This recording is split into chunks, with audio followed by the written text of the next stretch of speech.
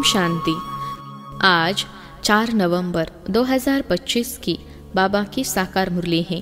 मुरली के महावाक्य हैं, मीठे बच्चे, अभी तुम सत्य बाप द्वारा सत्य देवता बन रहे हो, इसलिए सतयुग में सत्संग करने की जरूरत नहीं। प्रश्न है, सतयुग में देवताओं से कोई भी विकर्म नहीं हो सकता है, क्यों? उत्तर है, क्योंकि उन्हें सत्य बाप का वरदान मिला हुआ है। विकर्म तब होता है जब रावण का श्राप मिलने लगता है। सतयुग त्रेता में है ही सदगति, उस समय दुर्गति का नाम नहीं। विकार ही नहीं जो विकर्म हो। द्वापर कलयुग में सबकी दुर्गति हो जाती, इसलिए विकर्म होते रहते हैं। यह भी समझने की बातें हैं। ओम शांति। मीठे मीठे रूहानी बच्चों प्रति बाप बैठ समझाते हैं। यह सुप्रीम बाप भी है, सुप्रीम टीचर भी है, सुप्रीम सदगुरु भी है। बाप की ऐसी महिमा बताने से ऑटोमेटिकली सिद्ध हो जाता है श्री कृष्ण किसी का बाप हो नहीं सकता। वह तो छोटा बच्चा सतयुग का प्रिंस है, वह टीचर भी नहीं हो सकता। खुद ही बैठकर टीचर से पढ़ते हैं। गुरु तो वहाँ होता नहीं, क्योंकि वहाँ सब सदगति में है। आधा कल्प है सदगति, आधा कल्प है दुर्गति, तो वहाँ है सदगति। इसलिए ज्ञान की वहाँ दरकार नहीं रहती। नाम भी है ना, क्योंकि ज्ञान से 21 जन्मों के लिए सदगति मिलती है। फिर द्वापर से कलयुग अंत तक है दुर्गति। तो श्री कृष्ण फिर द्वापर में कैसे आ सकता, यह भी किसको ध्यान में नहीं आता है। एक एक बात में बहुत ही गुह्य राज भरा हुआ है, जो समझाना बहुत जरूरी है। वह सुप्रीम बाप, सुप्रीम टीचर है। अंग्रेजी में सुप्रीम ही कहा जाता है। अंग्रेजी अक्षर कुछ अच्छे होते हैं, जैसे ड्रामा अक्षर हैं। ड्रामा को नाटक नहीं कहेंगे। नाटक में तो अदली बदली होती है।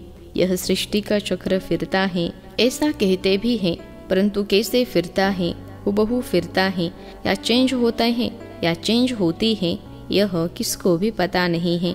कहते भी है बने बनाए बन रहे। जरूर कोई खेल है जो फिर से चक्र खाता रहता है। इस चक्र में मनुष्यों को ही चक्र लगाना पड़ता है।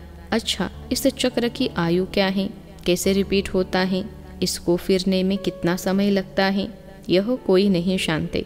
इस्लामी, बौद्धि आदि यह सब है घराने, जिनका ड्रामा में पार्ट है। तुम ब्राह्मणों के डिनास्टी नहीं है, यह है ब्राह्मण कुल। सर्वोत्तम ब्राह्मण कुल कहा जाता है। देवी देवताओं का भी कुल है। यह तो समझाना बहुत सहज है। सूक्ष्म वतन में फरिश्ते रहते हैं, वहाँ हड्डी मांस होता नहीं। देवताओं को तो हड्डी मांस है ना। ब्रह्मा सो विष्णु, विष्णु सो ब्रह्मा। विष्णु की नाभि कमल से ब्रह्मा क्यों दिखाया है? सूक्ष्म वतन में तो यह बातें होती नहीं, न जवाहरात आदि हो सकते, इसलिए ब्रह्मा को सफेद पोषधारी ब्राह्मण दिखाया है। ब्रह्मा साधारण मनुष्य बहुत जन्मों के अंत में गरीब हुआ है। इस समय है ही खादी के कपड़े, वह बेचारे समझते नहीं सूक्ष्म शरीर क्या होता है। तुमको बाप समझाते हैं, वहाँ है ही फरिश्ते जिनको हड्डी मांस होता नहीं। सूक्ष्म वतन में तो यह श्रृंगार आदि होना नहीं चाहिए, परंतु चित्रों में दिखाया है तो बाबा उसका ही साक्षात्कार कराए, फिर अर्थ समझाते हैं। जैसे हनुमान का साक्षात्कार कराते हैं। अब हनुमान जैसा कोई मनुष्य होता नहीं। भक्ति मार्ग में अनेक प्रकार के चित्र बनाए हैं, जिनका विश्वास बैठ गया उनको ऐसा कुछ बोलो तो बिगड़ पड़ते। देवियों आदि की कितनी पूजा करते हैं, फिर डुबो देते हैं। यह सब है भक्ति मार्ग। भक्ति मार्ग के दलदल में गले तक डूबे हुए हैं, तो फिर निकाल कैसे सकेंगे? निकालना ही मुश्किल हो जाता है। कोई कोई तो औरों को निकालने निमित्त बन खुद ही डूब जाते हैं। खुद गले तक दुबन में फंसते, अर्थात काम विकार में गिर पड़ते हैं। यह है सबसे बड़ी दुबन यानी दलदल। सतयुग में यह बातें होती नहीं। अभी तुम सत्य बाप द्वारा सत्य देवता बन रहे हो, फिर वहाँ सत्संग होते नहीं। सत्संग यहाँ भक्ति मार्ग में करते रहते हैं। समझते हैं सब ईश्वर के रूप हैं, कुछ भी नहीं समझते। बाप बैठ समझाते हैं, कलयुग में है सब पाप आत्माएं, सतयुग में होते हैं पुण्य आत्माएं। रात दिन का फर्क है। तुम अभी संगम पर हो, कलयुग और सतयुग दोनों को जानते हो। मूल बात है इस पार से उस पार जाने की। क्षीर सागर और विषय सागर का गायन भी है, परंतु अर्थ कुछ नहीं समझते। अभी बाप बेट कर्म अकर्म का राज समझाते हैं। कर्म तो मनुष्य करते ही हैं, फिर कोई कर्म अकर्म होते हैं, कोई विकर्म होते हैं। रावण राज्य में सब कर्म विकर्म हो जाते हैं। सतयुग में विकर्म होता नहीं, क्योंकि वहाँ है राम राज्य। बाप से वरदान पाए हुए हैं। रावण देते हैं श्राप। यह सुख और दुख का खेल है ना। दुख में सब बाप को याद करते हैं, सुख में कोई याद नहीं करते। वहाँ विकार होते नहीं। बच्चों को समझाया है, सैंपलिंग लगाते हैं। यह सैंपलिंग लगाने के रस्म भी अभी पड़ी है। बाप ने सैंपलिंग लगाना शुरू किया है। आगे जब ब्रिटिश गवर्नमेंट थी तो कभी अखबार में नहीं पढ़ता था कि झाड़ों का सैंपलिंग लगाते हैं। अब बाप बेट देवी देवता धर्म का सैंपलिंग लगाते हैं और कोई सैंपलिंग नहीं लगाते। बहुत धर्म है, देवी देवता धर्म प्राय लोप है। धर्म भ्रष्ट कर्म भ्रष्ट होने के कारण नाम ही उल्टा सुल्टा रख दिया है। जो देवता धर्म के हैं उनको फिर उसी देवी देवता धर्म में आना है।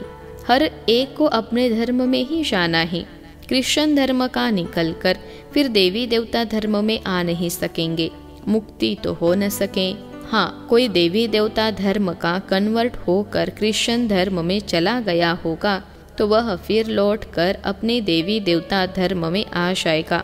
उनको यह ज्ञान और योग बहुत अच्छा लगेगा। इससे सिद्ध होता है कि यह अपने धर्म का है। इसमें बड़ी विशाल बुद्धि चाहिए समझने और समझाने की। धारणा करनी है, किताब पढ़कर नहीं सुनानी है। जैसे कोई गीता सुनाते हैं, मनुष्य बैठकर सुनते हैं।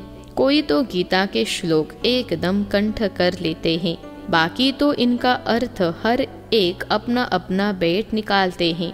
श्लोक सारे संस्कृत में हैं। यहाँ तो गायन है कि सागर को स्याही बना दो, सारा जंगल कलम बना दो, तो भी ज्ञान का अंत नहीं होता। गीता तो बहुत छोटी है, 18 अध्याय हैं। इतनी छोटी गीता बनाकर गले में पहनते हैं।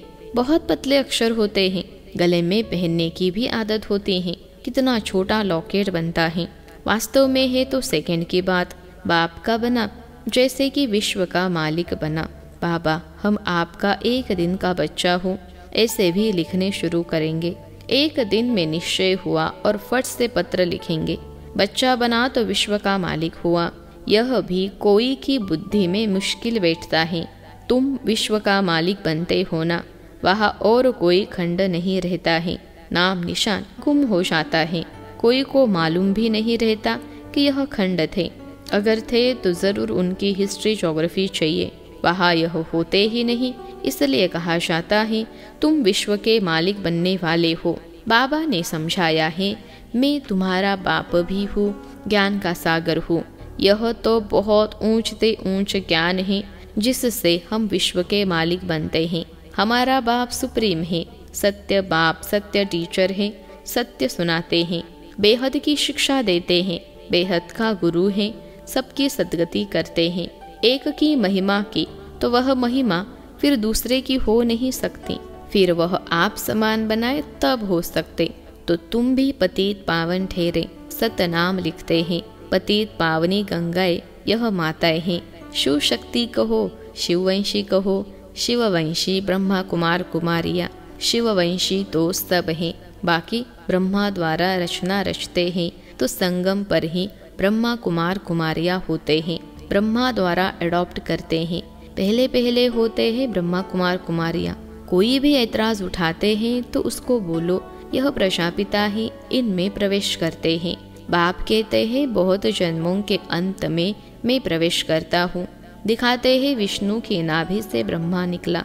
अच्छा, विष्णु फिर किसकी नाभि से निकला? उसमें एरो का निशान दे सकते हो कि दोनों ओत प्रोत हैं। ब्रह्मा सो विष्णु, विष्णु सो ब्रह्मा। यह उनसे वह उनसे पैदा हुआ है।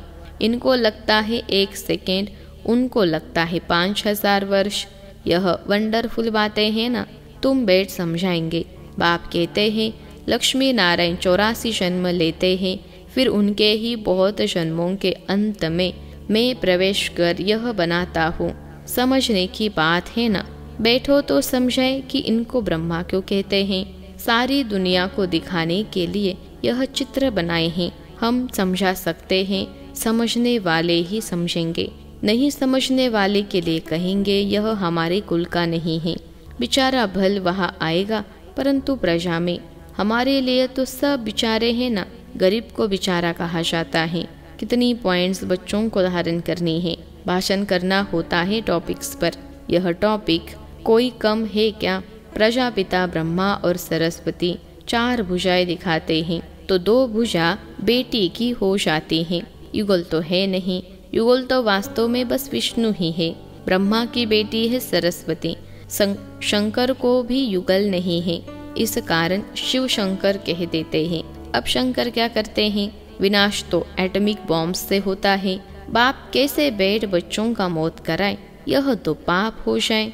बाप तो और ही सबको शांति धाम वापिस ले जाते हैं बिगर मेहनत। हिसाब किताब चुकतू कर सब घर जाते हैं, क्योंकि कयामत का समय है। बाप आते ही है सर्विस पर, सबको सदगति दे देते हैं। तुम भी पहले गति में फिर सदगति में आएंगे। यह बातें समझने की हैं। इन बातों को जरा भी कोई नहीं जानते। तुम देखते हो कोई तो बहुत माथा खपाते, बिल्कुल समझते नहीं। जो कुछ अच्छा समझने वाले होंगे वह आकर समझेंगे। बोलो एक एक बात पर समझना है तो टाइम दो। यहाँ तो सिर्फ हुक्म है, सबको बाप का परिचय दो। यह है ही कांटों का जंगल, क्योंकि एक दो को दुख देते रहते हैं। इसको दुखधाम कहा जाता है। सतयुग है सुखधाम। दुखधाम से सुखधाम कैसे बनता है यह तुमको समझाए। लक्ष्मी नारायण सुखधाम में थे, फिर यह 84 जन्म ले सुखधाम में आते हैं। यह ब्रह्मा का नाम भी कैसे रखा? बाप कहते हैं मैं इनमें प्रवेश कर बेहद का संन्यास कराता हूँ। फट से संन्यास करा देते हैं, क्योंकि बाप को सर्विस करानी है, वही कराते हैं। इनके पिछाड़ी बहुत निकले जिसका नाम बेट रखा, वह लोग फिर बिल्ली के पुंगरे बेट दिखाते हैं। यह सब है दंत कथाएं। बिल्ली के पुंगरे हो कैसे सकते? बिल्ली थोड़े ही बेट ज्ञान सुनेगी। बाबा युक्तियाँ बहुत बतलाते रहते हैं। कोई बात किसको समझ में न आए तो उनको बोलो। जब तक अल्फ को नहीं समझा है तो और कुछ समझ नहीं सकेंगे। एक बात निश्चय करो और लिखो, नहीं तो भूल जाएंगे। माया भुला देगी। मुख्य बात है बाप के परिचय की। हमारा बाप सुप्रीम टीचर हैं, जो सारे विश्व के आदि मध्य अंत का राज समझाते हैं, जिसका कोई को पता नहीं है। इस समझाने में टाइम चाहिए। जब तक बाप को नहीं समझा है तब तक प्रश्न उठते ही जाएंगे। अल्फ नहीं समझा है तो बे को कुछ नहीं समझेंगे, मुफ्त संशय उठाते रहेंगे। ऐसे क्यों? शास्त्र में तो ऐसे कहते हैं। इसलिए पहले सबको बाप का परिचय दो। अच्छा, मीठे मीठे सिखलते बच्चों प्रति माता पिता बाप दादा का याद प्यार और गुड मॉर्निंग। रूहानी बाप की रूहानी बच्चों को नमस्ते। हम रूहानी बच्चों की सिखलते रूहानी माता पिता बाप दादा को याद प्यार, गुड मॉर्निंग और नमस्ते बाबा नमस्ते। धारणा के लिए मुख्य सार। पहली पॉइंट है, कर्म अकर्म और विकर्म की गुह्य गति को बुद्धि में रख। अब कोई विकर्म नहीं करने हैं। ज्ञान और योग की धारणा करके दूसरों को सुनाना है। दूसरी पॉइंट है, सत्य बाप की सत्य नॉलेज देकर मनुष्यों को देवता बनाने की सेवा करनी है। विकारों के दलदल से सबको निकालना है। आज का वरदान है, अलौकिक नशे की अनुभूति द्वारा निश्चय का प्रमाण देने वाले सदा विजयी भव। अलौकिक नशे की अनुभूति द्वारा निश्चय का प्रमाण देने वाले सदा विजयी भव। विश्लेषण है, अलौकिक रूहानी नशा निश्चय का दर्पण है। निश्चय का प्रमाण है नशा और नशे का प्रमाण है खुशी।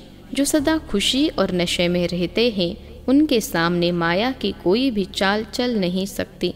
बेफिक्र बादशाह की बादशाही के अंदर माया आ नहीं सकती।